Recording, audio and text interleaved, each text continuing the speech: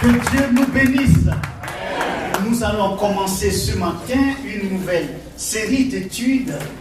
Mais avant cela, j'aimerais inviter Ndouné, notre frère. Ndouné, tu veux venir? Est-ce qu'on peut accueillir ce prince?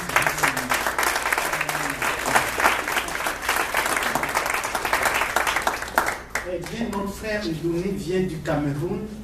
Il est venu ici dans le cadre des études dans le cadre de son doctorat. C'est un mathématicien né avant l'heure. Oui, c'est vrai. Et puis, c'était vendredi, sa soutenance de thèse à l'université de Sherbrooke. Alors, Ndouné, dis-moi comment ça a été. Dis-nous comment ça a été. Bon, ça a bien été parce que c'est depuis le mois de septembre passé que je devais soutenir, mais l'examinateur externe devait venir de l'université Clermont-Ferrand en France, donc il n'était pas disponible. Et ce n'est que cette semaine-là qu'il était disponible, ils sont venus. Donc, le jury, ça a duré plus qu'on s'attendait, parce que généralement, les soutenances, après on pose quelques questions, mais ils m'ont posé tellement de questions qu'à un moment, je voulais déjà que ça finisse, ça termine. Mais ils étaient très impressionnés, parce qu'ils disaient qu'ils voulaient encore en savoir plus. C'est pourquoi ils m'ont beaucoup retardé. Ils sont partis, les professeurs m'ont dit vraiment que c'était excellent. Amen.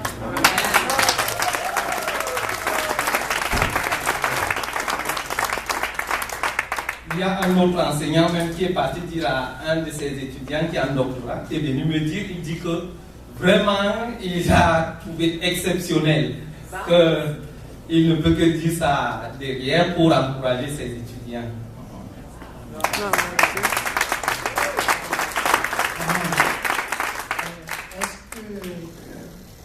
Yann et frère Nicolas et puis Magloire, tour à tour, vous pouvez dire merci au Seigneur pour cette grâce, ce don d'excellence que le Seigneur nous donne. En très courte phrase, dites merci. Ma tante Hélène aussi, s'il vous plaît. Très courtement, s'il vous plaît. Yann. Merci Seigneur de nous amener à l'excellence. Merci Seigneur d'être là dans notre excellence. C'est ce qui permet qu'on devienne excellent, c'est que tu sois présent à l'intérieur de nous. Amen. Merci Seigneur. Amen. Merci. Merci Seigneur de prendre soin de tes enfants, de Dieu des forces Seigneur, et même notre parole pour bien connaître Seigneur, pour que vraiment les portes se ouvrent pour chaque chose que tu mets dans notre chemin, Seigneur. Continue à rester ta présence dans ce garçon, Seigneur. Et on te remercie dans le nom précieux de ton Fils Jésus-Christ. Amen. Amen. Fernande.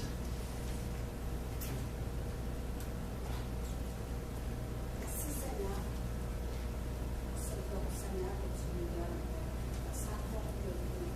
Merci Seigneur de nous amener dans une volée d'excellence, Seigneur. Et on te rend grâce, Seigneur, pour tout ce que tu fais pour nous, Seigneur. Pour ce que tu es. On te remercie. Au nom de Jésus. Amen. Amen. Ma gloire. Seigneur notre Dieu, je te remercie pour ce frère. Seigneur, je te remercie parce qu'il a traversé les océans, Seigneur, depuis le Cameroun jusqu'ici. Seigneur, tu l'as soutenu, tu as été avec lui, Seigneur Jésus. Je veux te dire gloire à toi, Seigneur, ce matin, pour l'excellence, Seigneur, de son travail. Seigneur, merci parce que même avec les enfants qu'il a, Seigneur, c'est toi qui l'as soutenu dans ses études, Seigneur. Merci pour cette excellence, Seigneur. Merci, gloire à toi, honneur et gloire à toi. Merci pour ce que tu vas continuer à faire, Seigneur, dans sa vie. Seigneur, pour qu'il ait un avenir encore à espérer, Seigneur. Un avenir brillant, Seigneur, excellent. Que la gloire, l'honneur, la puissance, la force, l'intelligence, la sagesse te reviennent. Au nom de Jésus. Amen. Frère Nick. Seigneur, nous te bénissons de notre grâce parce que nous savons que tu es toujours fidèle. Car une fois de plus, Seigneur, tu as montré ta fidélité envers ton Fils. Oui, Seigneur, tu as choisi le bon moment. Il attendait en ce temps, mais tu as choisi, Seigneur Dieu, cette période. Parce que tu voulais te glorifier, Seigneur, dans ce qu'il te présenter. Merci parce que tu l'as soutenu. Merci pour ton esprit que tu as déposé en lui, Seigneur, pour accomplir au Dieu de gloire ce travail de qualité. Seigneur, merci pour les voix qui se sont élevées au Dieu de gloire pour dire qu'il a bien fait. Que l'honneur et la gloire, Seigneur, te soient rendus pour cela. Seigneur, que son travail soit utilisé encore une fois de plus pour démontrer aux hommes, Seigneur, que ceux-là qui te servent sont excellents. Ceux-là qui te connaissent, Seigneur Dieu, tu leur donnes de l'excellence. Merci infiniment, Seigneur, pour ce que Dieu va encore faire dans sa vie, pour que, Seigneur Dieu, ton peuple soit béni et glorifié. Au nom de Jésus, nous avons prié. Amen. Amen.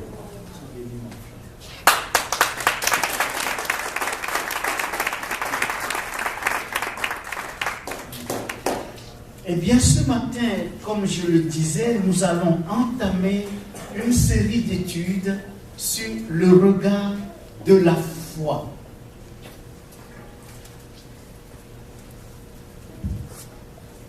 Le regard de la foi.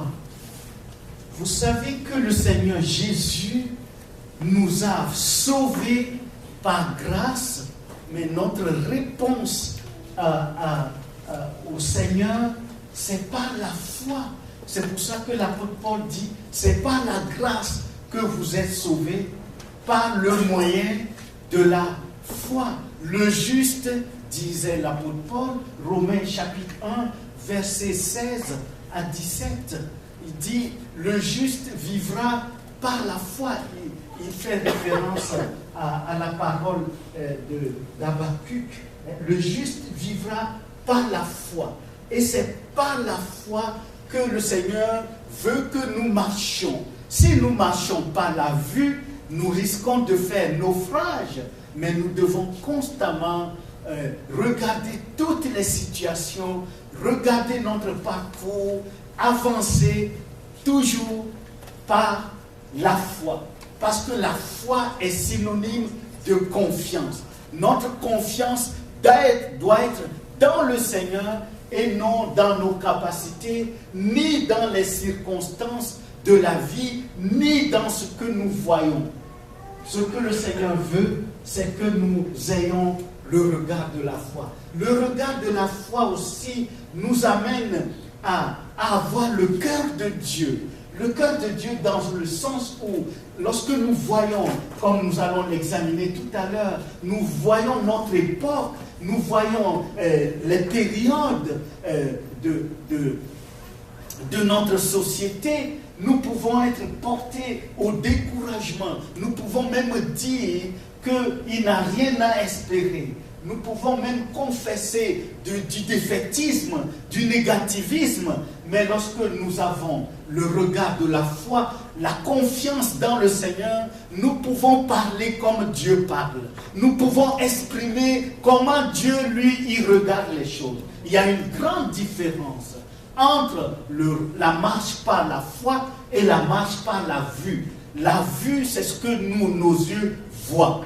Mais la foi, c'est ce que Dieu voit. Amen. Amen. Antoine de Saint-Exupéry disait d'ailleurs dans son livre Le Petit Prince, on ne voit bien qu'avec le cœur, l'essentiel est invisible pour les yeux. Ce matin, nous allons examiner les Écritures. Premièrement, nous allons examiner une première période. Une période que nous pouvons juger lorsque nous regardons les choses, cette période par la vue humaine, nous pouvons déclarer c'est une période sans avenir, une période sans lendemain. Et la génération qui vivait cette période n'a pas d'avenir à espérer.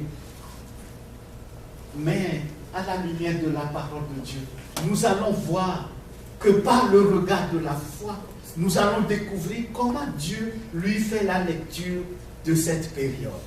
Sans plus tarder, première période, la période de 0, le chiffre 0, 0 héros.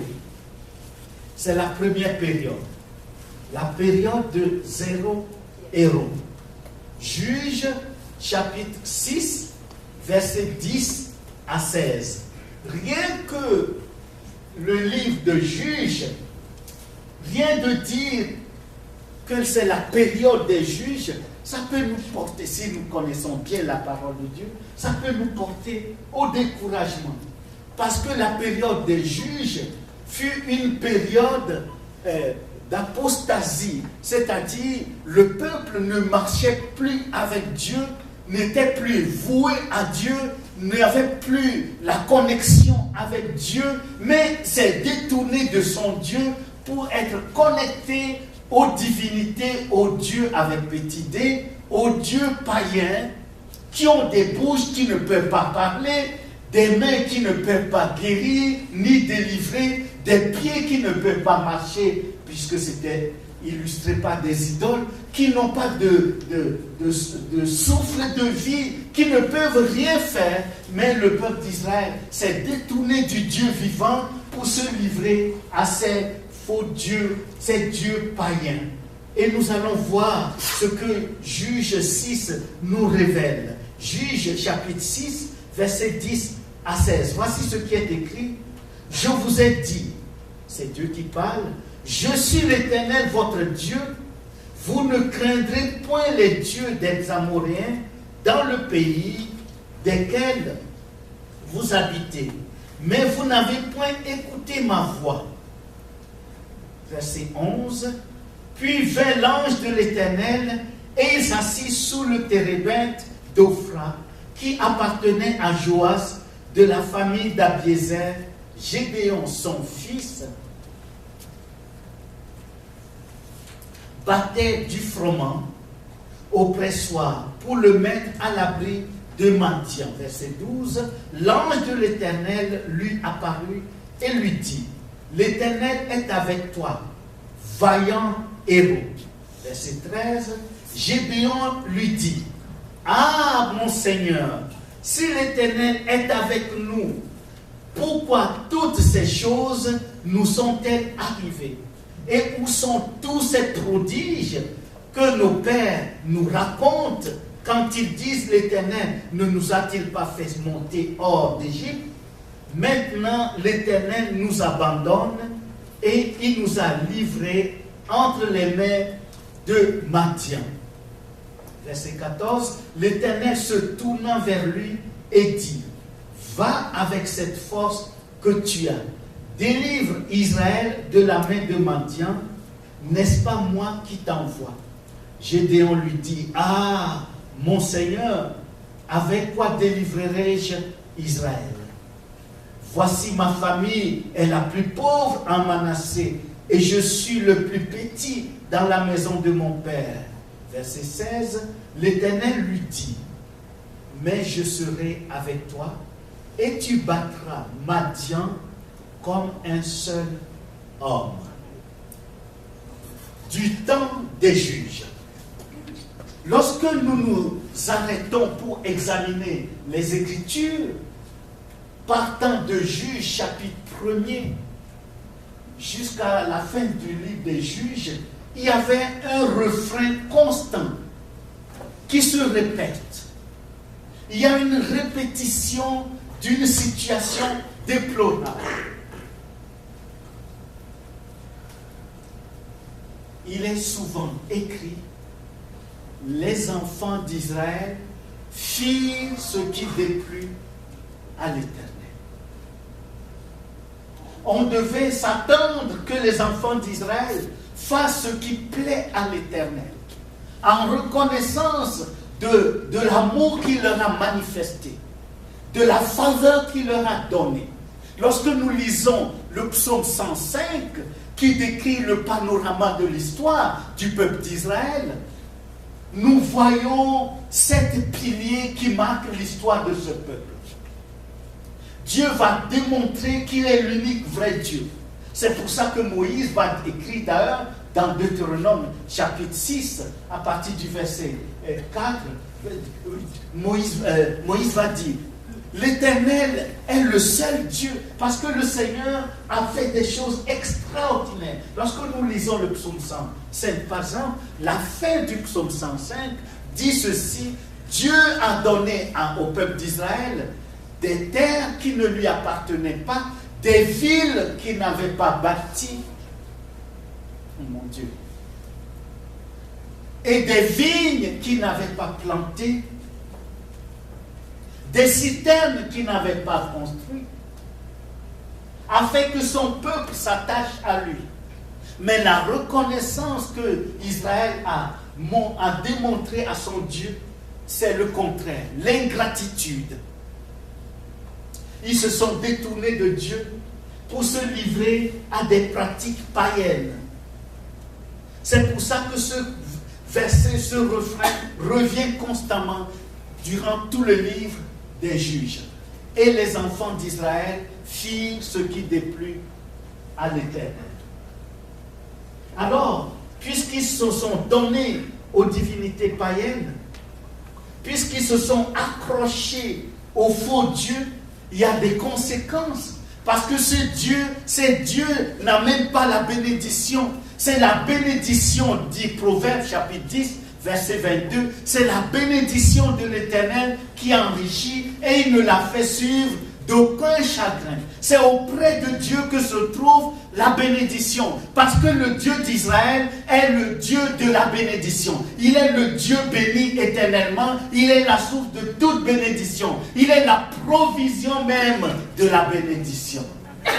Le Christ, notre Seigneur, est venu pour nous libérer du joug de la malédiction, afin que nous soyons bénis. Dieu a donné à son peuple un héritage, le fondement du peuple d'Israël. Genèse chapitre 12, c'est que Dieu a posé les fondements d'Israël sur la bénédiction lorsqu'il dit au patriarche Abraham, qui est la source patriarcale du peuple d'Israël, lorsqu'il dit à Abraham, Genèse chapitre 12, versets 1 à 3, « Va-t'en de ton pays, je te montrerai le pays où tu dois aller, je te donnerai une nation, au travers de toi, toutes les nations de la terre seront bénies, toutes les familles de la terre seront bénies. Je bénirai ceux qui te béniront, et je maudirai ceux qui te maudiront. » Israël est fondé sur cette parole de bénédiction. Il est destiné à la bénédiction. Mais lorsqu'ils se sont tournés vers les dieux païens, il y a des conséquences. C'est qu'ils ont quitté le champ de la bénédiction pour se positionner dans le champ de la malédiction. Regardez avec moi. Madian est un peuple païen dans le désert, un peuple nombreux. Mais lorsque nous lisons les Écritures, dans le parcours d'Israël avant d'entrer dans la terre promise, ils ont traversé le désert. Mais Dieu a donné la force, bien que les Madianites étaient supérieurs en nombre, c'était un grand peuple dans le désert. Mais lorsque Israël, comparativement à Israël, qui était nombreux, mais pas l'égal des Madianites, lorsqu'ils traversaient le désert, si vous lisez tout le livre du livre des Nombres, vous allez voir que Dieu a donné à Israël la victoire sur les Madianites. Ils les ont battus. Mais c'est le contraire qui se passe à l'époque des juges.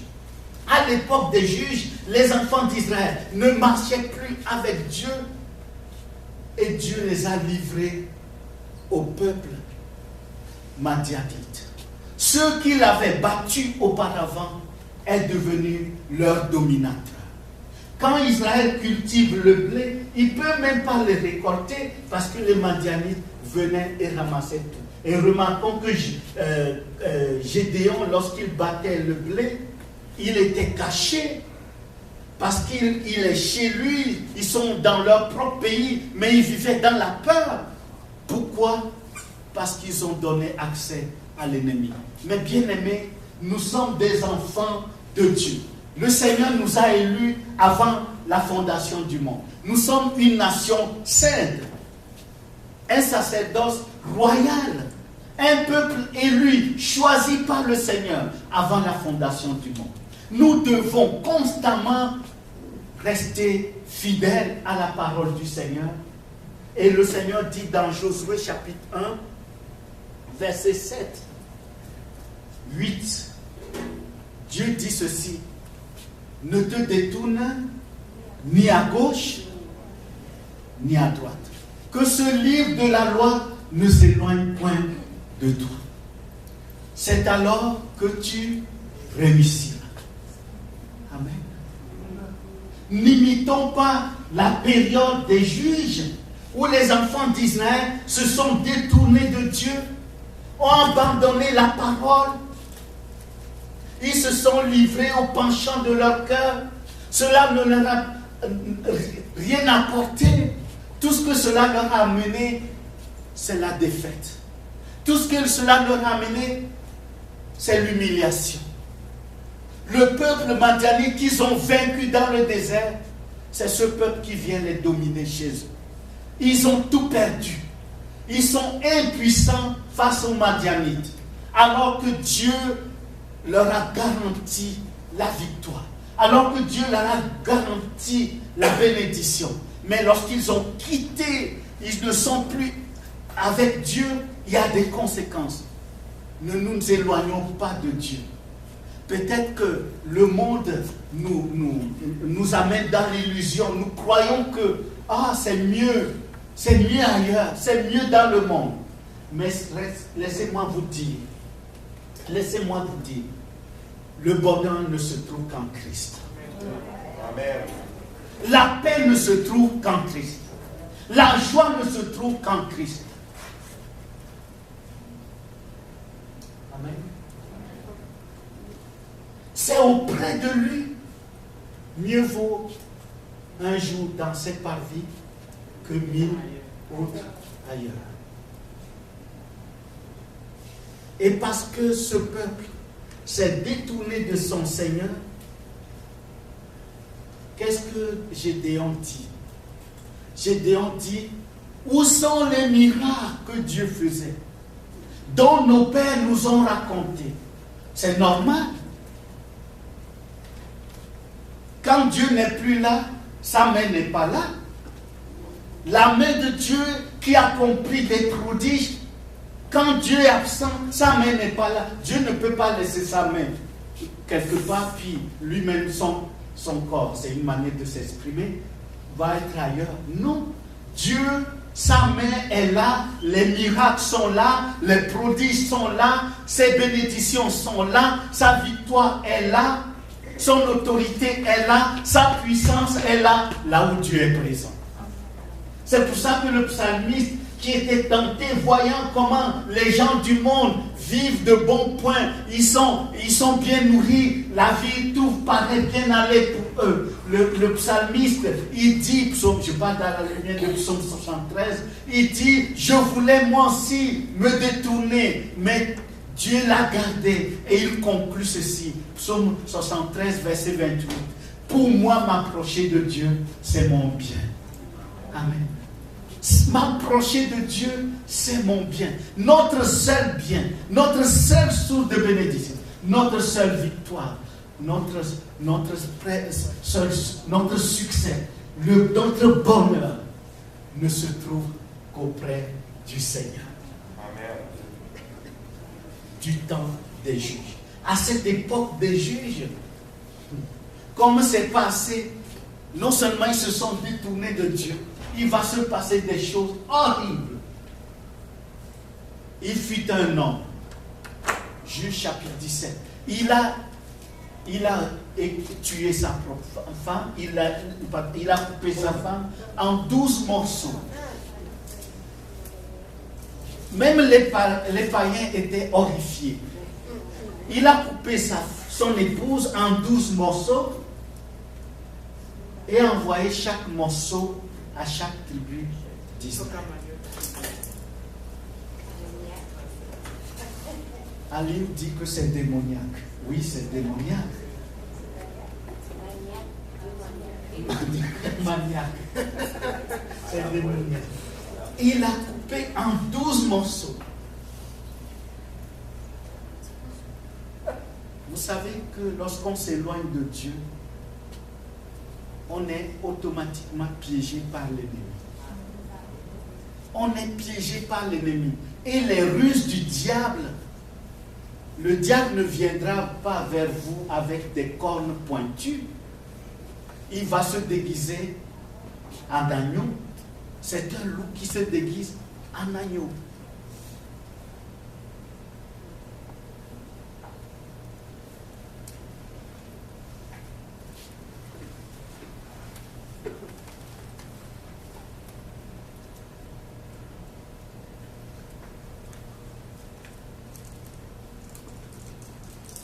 un jour, j'ai reçu un téléphone. Et puis, c'est un monsieur qui m'a appelé. Il a insisté que j'aille le voir. Et puis, quand je suis allé le voir, il a dit, pasteur, je voulais tout simplement te souhaiter longue vie. Parce que tu m'avais averti. J'ai même quitté l'église. J'étais fâché, je suis parti. Mais regarde maintenant, mes yeux sont ouverts, mais c'est trop tard. Les conséquences sont là. Je faisais fausse route, mais le diable m'a tellement illusionné, je pensais que je suis dans le plus beau monde, tout baigné dans l'huile,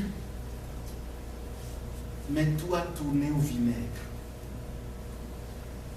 Il a dit, si je t'avais écouté, regarde tout ce que j'ai perdu et comment ce que je suis devenu.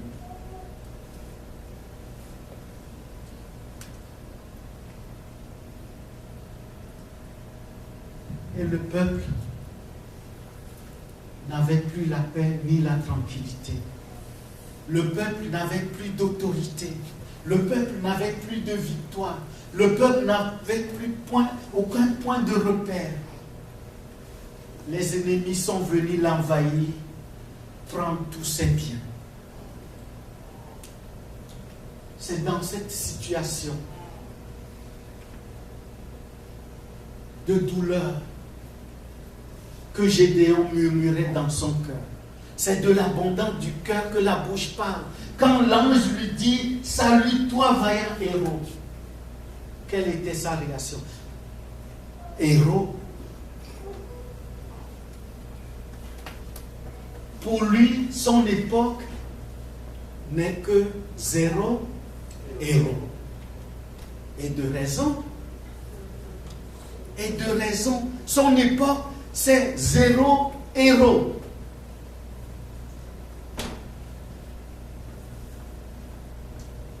Il n'a rien à espérer.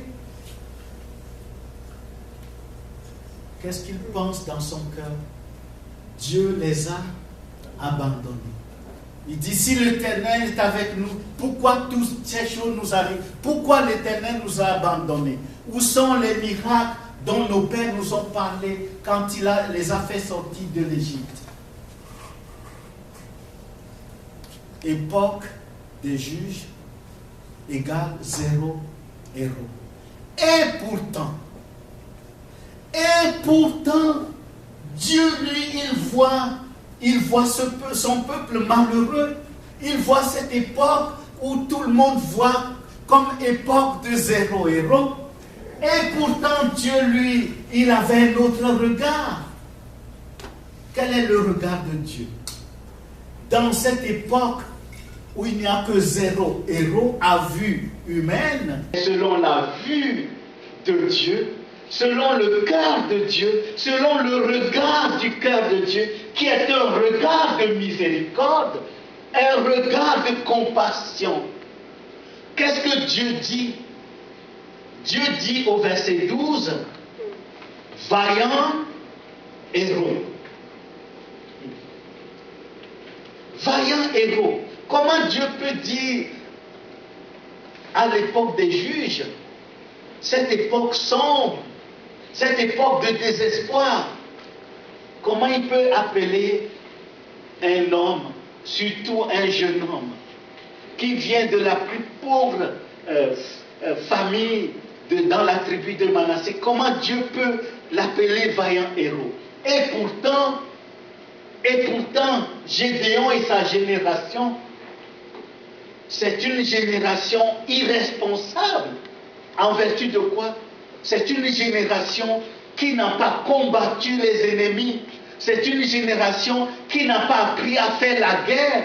La période de Josué, oui, les hommes savaient faire la guerre, mais la période de Josué, la période des juges, et surtout la génération de Gédéon, les gens ne savent pas.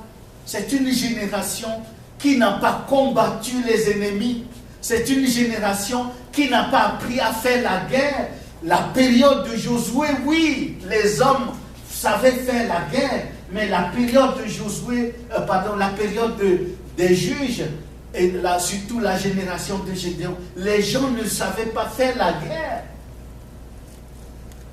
Faire la guerre comme cela se doit. Et pourtant, à cette même époque, Dieu dit, vaillant héros. À cette même époque, verset 14, va avec cette force que tu as, disait Dieu. Si ceux qui ne savent pas faire la guerre, Dieu les appelle vaillants héros, si celui qui est faible et qui n'a aucune force, Dieu lui dit, va avec cette force que tu as, c'est que Dieu veut démontrer que la solution, c'est lui. Amen. La solution, c'est lui. Parce que Dieu, lui, il regarde Gédéon qui battait du froment, qui faisait la récolte en cachette, qui avait peur des ennemis, des Madianites. Mais Dieu, lui, il le déclare vaillant héros. Et c'est ce même regard que nous devons avoir aujourd'hui lorsque nous voyons notre société. Les gens appellent le mal bien, le bien mal. Les gens sont même ennemis des gens de bien. Allez dans la rue, allez au carrefour, et puis dites que Jésus vous aime. Comment les gens vont vous regarder? Mais commencez à dire, mariez-vous homme et homme, femme et femme.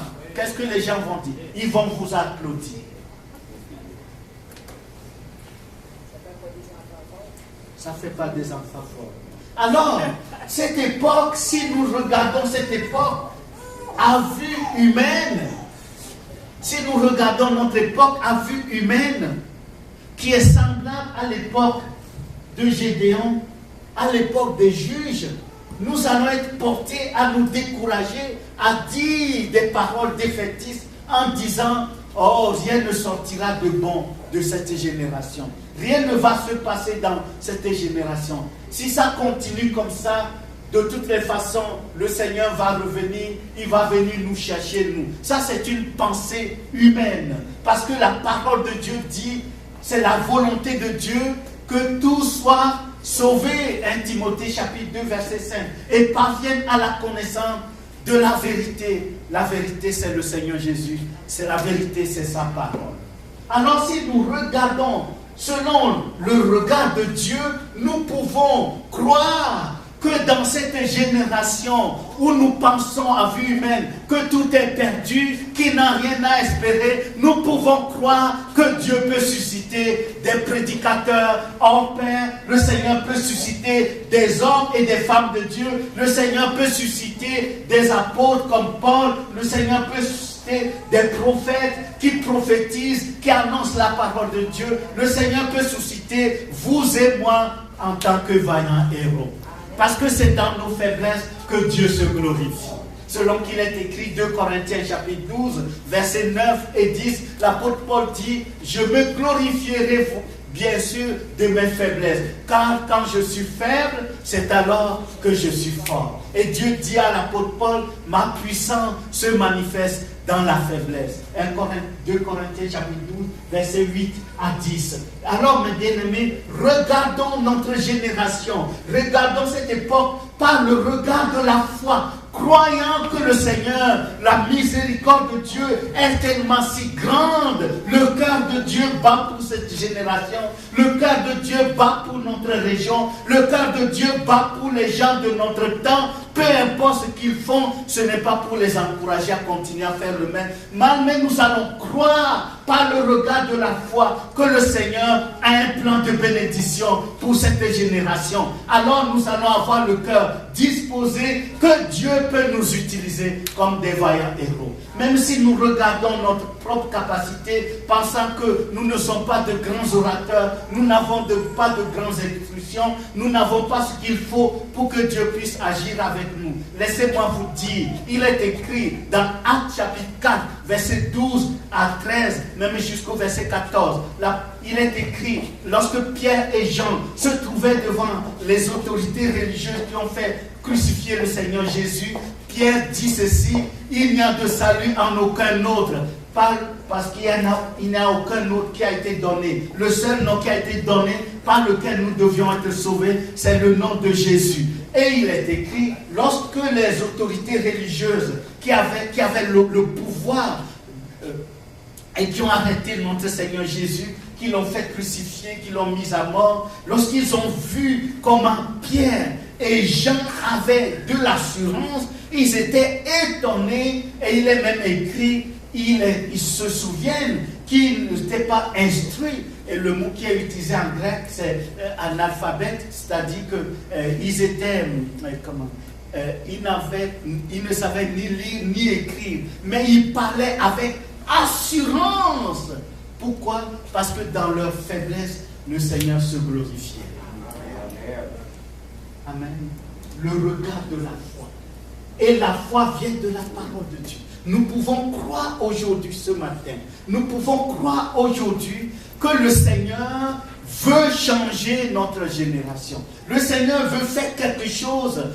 La ville de Sherbrooke ne va pas rester comme ça. Nous pouvons le croire parce que le Seigneur dit qu'il a des projets de bénédiction pour notre ville. Il a des projets de bénédiction et non des projets de malheur. Nous pouvons le croire que si Dieu a choisi un vaillant héros dans une génération qui ne savait pas faire la guerre, qui était irresponsable, incapable de chasser ses propres ennemis, le Seigneur, dans leur faiblesse, lorsque Gédéon va se réunir, toute une foule de jeunes hommes pour faire la guerre, le Seigneur va lui dire: diminue le nombre, enlève le nombre, soyez très peu nombreux, très peu nombreux, parce que si vous réussissez en étant un grand nombre, vous vous attribuerez la gloire, mais soyez un petit nombre. Et c'est au travers de cette faiblesse, cette faible armée, que Dieu va chasser les Madianites et va donner la victoire au peuple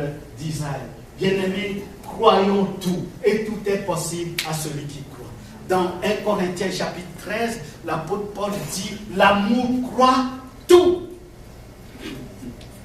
C'est-à-dire, nous croyons tout ce que Dieu dit. Nous croyons tout ce que Dieu dit. Soyons comme des enfants naïfs dans le Seigneur. Et croyons tout, et je le crois, et je le crois. Et je le croirai toujours. Amen.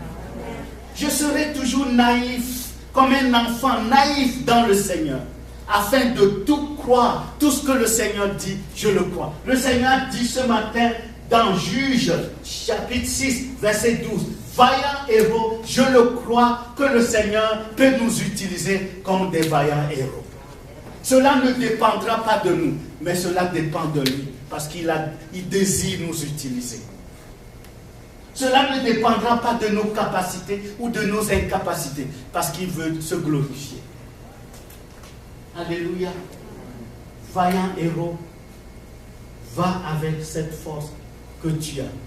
Deuxième période que nous allons examiner, toujours pour avoir le regard de la foi sur toutes choses. La deuxième période, c'est la période de la ruine et du désespoir.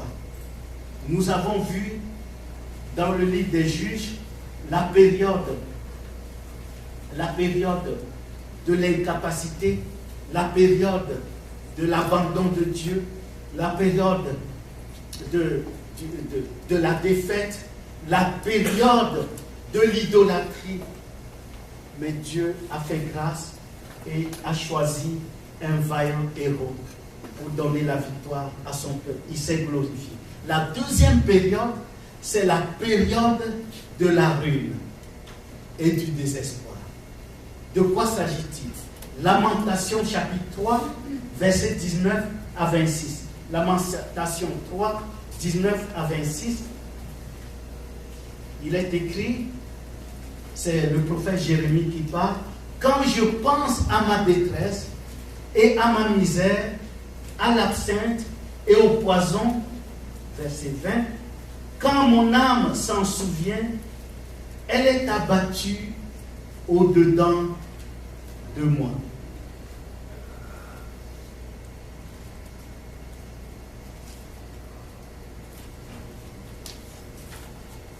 Verset 21, « Voici ce que je veux repasser à mon cœur, ce qui me donnera de l'espérance. » Verset 22, « Les bontés de l'Éternel ne sont pas épuisées, ses compassions ne sont pas à leur terme. » Verset 23, « Elles se renouvellent chaque matin. » Wow. Alléluia. « Oh, que ta fidélité est grande! L'Éternel est mon partage, dit mon âme. C'est pourquoi je veux espérer en lui. L'Éternel a de la bonté pour qui espère en lui, pour l'âme qui le cherche. Il est bon d'attendre en silence le secours de l'Éternel. » Bien-aimés, la période où le prophète Jérémie parle, c'est une période de la ruine, une période du désespoir. Ceux qui viennent des pays où il y a eu la guerre, ou bien il y a eu des tremblements de terre, des catastrophes naturelles, peuvent vous en témoigner. Au temps du prophète Jérémie, le peuple d'Israël se comportait exactement comme au temps des juges. Jérémie, envoyé de Dieu, suscité par Dieu, dans le chapitre 1, nous le voyons, Dieu dit, « Voici, je t'ai établi comme prophète des nations. Lorsque tu étais dans le sein de ta mère, je t'avais choisi. Et je t'avais établi prophète. » Jérémie chapitre 1. Et Dieu dit, je mets ma parole dans ta bouche. Tu leur diras ce que je te dirai. Alors Jérémie va commencer à prophétiser, à parler. C'est Dieu qui parlait au travers de lui. Mais comme le peuple ne voulait pas entendre la parole de Dieu, qu'est-ce que le peuple a fait? Ils ont mis Jérémie en prison. Ils ont jeté Jérémie dans un puits. Tout simplement pour se débarrasser de lui et ne plus entendre parler de la parole de Dieu. Et lorsqu'il n'y a pas l'écoute de la parole, il n'y a pas la foi. Puisque la foi vient de ce qu'on entend vient de la parole du Seigneur. Romains 10, verset 17. Pas de parole, pas de foi. Pas de foi marche par la vue. Et en regardant les choses par la vue, on est attiré, notre nature humaine ainsi, parce qu'on est attiré par les choses terrestres, les choses qui frappent à l'œil. Dieu dit dans 1 Samuel chapitre 16, verset 7, à partir du verset 6, on peut le lire à partir du verset 6, jusqu'au verset 9, Dieu dit, l'homme regarde ce qui frappe aux yeux, mais Dieu regarde au cœur.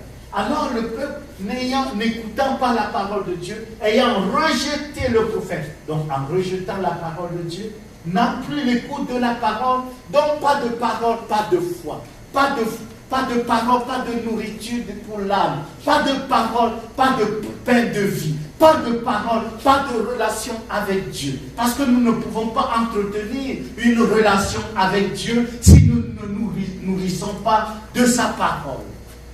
Pas de parole, pas d'harmonie, pas de cohérence entre notre marche avec Dieu, parce que c'est la parole que l'Esprit de Dieu prend pour nous conduire, nous indiquer comment marcher, comment vivre pour plaire à Dieu. Et comme il n'y a pas de parole, pas de foi, le regard de la vue, automatiquement survient l'idolâtrie. Ils se sont livrés à des pratiques abominables. Ils se sont détournés de Dieu. Et il y avait aussi l'injustice sociale. Tout va avec. C'est tout le livre du prophète Jérémie. D'un bout à l'autre. Parce que les gens n'avaient plus la crainte de Dieu, plus le cœur pour faire ce qui plaît à Dieu, pour avoir le sens de l'équité salariale, pour avoir le cœur, pour partager le bien commun avec les autres. Et comme Dieu ne supporte pas ces choses, qu'est-ce que Dieu va faire? Dieu va aller chercher, oh mon Dieu, va aller chercher Nebuchadnezzar et son armée, le peuple babylonien. Or, le peuple babylonien est un peuple idolâtre, voué aux pratiques occultes. Et Dieu va amener Israël, par les Babyloniens, va amener Israël à Babylone. Là où il y a l'idolâtrie, où il y a des pratiques occultes. Et Israël va se mettre dans un contexte, puisque c'est ce que son cœur aimait, pour ne pas entendre parler de la parole de Dieu. Dieu l'a amené là où il y a l'idolâtrie, là où il y a les pratiques occultes, pour qu'il puisse goûter qu'est-ce que cela signifie, ne pas être avec Dieu et être avec les divinités païennes. Et arrivé à Babylone, le peuple se lamente, le peuple pleure. Le psaume 137. Les Babyloniens leur demandaient, chantez-nous quelques cantiques de Sion. Qu'est-ce que les Juifs ont fait? Ils ont suspendu leurs arbres aux arbres, aux saules qui étaient au bord du fleuve de l'Euphrate. Et ils disaient, comment pourrions-nous chanter les cantiques de l'Éternel sur une terre étrangère? Jérémie, quant à lui, il se retrouve seul, abandonné par tous, puisqu'ils sont tous partis à Babylone, déportés. Jérémie se retrouve avec des femmes ayant les petits-enfants à allaiter. Et les enfants demandaient du pain à Jérusalem, mais ils n'en avaient point. Les enfants cherchaient de quoi manger, ils n'avaient rien à manger. Les mamans étaient affamées, elles n'avaient pas de lait pour allaiter leurs enfants. Le peuple était démuni. Jérusalem était en ruine. La cité, la belle cité était détruite. Le temple était détruit. Dans leur désespoir, les enfants, tout le monde était à la quête du secours. C'est alors que Jérémie, regardant la ville de Jérusalem, la belle citadelle tombée en ruine, où il n'y avait plus rien, il n'y avait plus les hommes valides, les hommes forts pour reconstruire la ville, puisqu'ils sont tous déportés. Et Jérémie, en regardant cette ville, en regardant la détresse, en regardant le ciel sombre qui s'abat sur Jérusalem, Jérémie va déclarer, va regarder cette ville comme Dieu la regarde, va la regarder avec le regard de Dieu, le regard de la foi, en disant, les bontés de l'Éternel ne sont pas épuisées, ses compassions ne sont pas à leur terre, elles se renouvellent chaque matin. C'est-à-dire, Jérémie, il considère cette ruine. Cette ruine, c'est la réalité, c'est une ruine, c'est une ville détruite, sans avenir, les hommes ne sont plus là. Il n'y a que quelques femmes, mais avec des enfants. Et en même temps, il ne peut pas... tout est perdu, il n'y a plus d'avenir, il n'y a pas de possibilité de rebâtir, ni de cultiver. Tout était sombre, sans lendemain. Mais Jérémie va regarder cette situation avec le regard de la foi en disant que Dieu a été bon, Dieu est bon et Dieu sera encore bon. Amen. Dieu a été bon, il est bon et il sera toujours bon.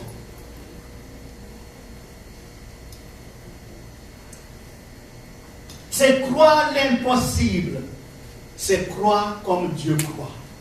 C'est croire selon le cœur de Dieu. C'est regarder comme Dieu regarde. Et de parler comme Dieu parle. C'est regarder selon la vue de l'esprit. Et de parler selon l'esprit. La vue nous trompe. Mais le regard de Dieu nous transporte dans les réalités de Dieu. Amen. Lorsque le Seigneur Jésus a été appelé au secours de Lazare, qui était malade, le Seigneur Jésus est resté 2 jours sans intervenir. Et lorsqu'il est arrivé, Lazare était déjà mort. Et il a été enseveli depuis 4 jours. Et Jésus dit à la sœur, où est Lazare? Allons au tombeau. Mais la sœur Marthe dit, Seigneur, il sent déjà, ça fait depuis 4 jours qu'il est au tombeau, il est en décomposition, ce n'est pas possible. Mais Jésus dit à Marthe, ne t'ai-je pas dit que si tu crois, tu verras la gloire de Dieu. Jean chapitre 11, vous lirez, c'est très beau le chapitre 11 de l'évangile de Jean. Ne t'ai-je pas dit que si tu crois, tu verras la gloire de Dieu. Mais bien aimés, demandons au Seigneur de nous donner le regard de la foi, c'est-à-dire le regard de Dieu. Alors nous allons voir toute situation que nous traversons, peu importe la tempête, peu importe la gravité de la situation, peu importe, le regard de la foi nous transporte dans la réalité de Dieu. Et le regard de la foi ne peut être, nous ne pouvons avoir le regard de la foi que lorsque nous sommes connectés à Dieu par sa parole. Parce que c'est la parole, c'est par l'esprit que l'esprit de la parole que notre foi est fondée et notre foi est nourrie. Amen. Lorsque j'étais étudiant, je devais effectuer un voyage en Norvège. Et il restait 1 jour pour que je puisse donner ma réponse définitive. Et même on devait partir le lendemain. Mais j'avais besoin d'un gros montant d'argent pour le voyage. Mais j'ai prié, mais je n'avais rien reçu. Mais j'ai gardé la foi, je peux vous dire. J'ai gardé la foi mon Dieu, j'ai dit, dans mon cœur, j'ai dit, ce soir, quelqu'un va venir me donner ce qu'il faut pour le voyage. À l'heure du souper, la secrétaire vient m'aviser qu'il y a quelqu'un qui me cherche. Alors il y a une dame qui arrive d'une autre ville de la Suisse et dit, elle me dit ceci, je me suis réveillé ce matin et j'ai reçu comme un ordre qu'il faut que j'aille sur votre campus te chercher pour te donner une enveloppe. Mais si je voulais faire ça, je ne pourrais pas, parce que je travaille dans une autre ville, dans la direction opposée, je ne pouvais pas arriver à l'heure au travail. Alors, arrivé au travail, je n'avais pas la paix. Il faut que j'aille absolument sur le campus d'Emmaüs. Elle me racontait, je la regardais, et je me suis dit, Dieu ne ment pas. Amen. Je vous dis, le lendemain matin, on devait partir vers 5 heures du matin. Mais le soir, à l'heure du souper, et vous savez, en Europe, vous demanderez à Cindy, en Europe, on soupe très tard, surtout en France. On soupe très très tard. Alors, elle est venue pour me dire, voici ce que le Seigneur lui a demandé de faire. Et elle n'avait pas la paix tant qu'elle ne l'a pas fait. Alors, elle m'a remis une enveloppe. J'ai effectué ce voyage. Et pendant ce voyage, c'est la première fois que le Saint-Esprit a déposé dans mon cœur le nom du Canada. Oui, la première fois, l'Esprit est venu, et c'est comme il a déposé dans mon cœur le nom du Canada. Chevron. Code postal. Code postal Saint-Julien du Charme. Mais bien aimé, s'il vous plaît, le regard de la foi. Amen. Je ne sais pas, peut-être vous cherchez du travail. Et puis partout on vous dit, oh, il n'y a pas de travail. Vous savez, vous apportez un CV, dit, oh, il y a la crise, oh, là, il y a la récession, il y a ceci. Peu importe. Faites comme Jérémie. Saisissez la parole de Dieu ce matin. Dites en vous-même, passez dans vos cœurs, ruminez la parole de Dieu et dites, les bontés de l'Éternel ne sont pas épuisées. Ses compassions ne sont pas à leur terme. Elles se renouvellent chaque matin. Amen. Peut-être vous attendez une réponse de Dieu et vous êtes désespéré, vous ne savez même pas où mettre votre tête. Vous dites, oh, comment se fait-il? Dites en vous-même que les bontés de l'Éternel ne sont pas. Ce n'est pas mes paroles, c'est la parole de Dieu. Les bontés de l'Éternel ne sont pas épuisées. Jérémie l'a proclamé, il a passé dans son cœur que les bontés de l'Éternel ne sont pas épuisées et ses compassions ne sont pas à leur terme. Qu'est-ce que Dieu lui dit? Dieu lui dit par la suite, chapitre 29, écris à mon peuple qui est à Babylone. Verset 11, Jérémie 29, verset 11. Voici les projets que j'ai formés pour vous. Projets de paix et non de malheur, afin de vous donner un avenir et de l'espérance. Amen. Jérémie regarde la ruine par la foi. Il voit les enfants chercher du pain pour manger, il n'y en a pas. Les femmes incapables d'allaiter leurs nourrissons.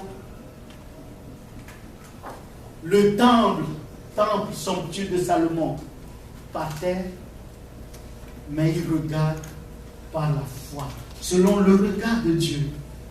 Et il déclare par la foi, les bontés de l'Éternel ne sont pas épuisées. Ses compassions ne sont pas à leur terme. Elles se renouvellent chaque matin. Et Dieu va lui parler plus tard. Écris à mon peuple, j'ai des projets de bonheur, d'avenir, de bénédiction pour vous. Et c'est ce que Dieu va faire. 70 ans après, 70 ans après, le peuple qui pleurait, le peuple qui se lamentait, qu'est-ce qu'il va dire? Psaume 106. Psaume 126, pardon. Quand l'Éternel ramena les captifs de Sion, nous étions comme qui? Nous étions comme ceux qui font un rêve. C'est-à-dire, c'est trop beau pour être vrai. Et c'est vrai. Quand l'Éternel ramena les captifs de Sion, nous étions comme ceux qui font un rêve. Alors nos bouches étaient remplies de chants d'allégresse. Et on disait parmi les nations, l'Éternel a fait pour eux de grandes choses. Oui, l'Éternel a fait pour nous de grandes choses. Nous sommes dans la joie. Dieu a changé leur détresse en allégresse. Leur chagrin a été transformé en cri de joie. Et Jérusalem va être rebâtie. Les vieux, les jeunes vont danser dans les rues de Jérusalem. Jeunes et vieux se réjouiront ensemble. Les jeunes filles danseront de joie. La la la la la la la la la la la la la la la la. Je changerai le deuil en allégresse et je les consolerai. Je leur donnerai la joie au lieu du chagrin. Je leur donnerai la joie. Donnerai la joie. du chagrin, je leur donnerai la joie.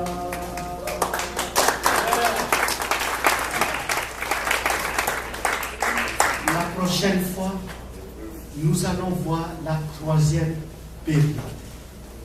Que le nom du Seigneur soit béni. Demandons toute la semaine, sans arrêt, que l'Esprit du Seigneur nous donne le regard de la foi, afin de saluer déjà ce que le Seigneur va faire et de nous comporter comme c'est déjà fait et de saluer le jour où c'est déjà fait dans le Seigneur. Et les témoignages vont pleuvoir. Que Dieu vous bénisse. Amen.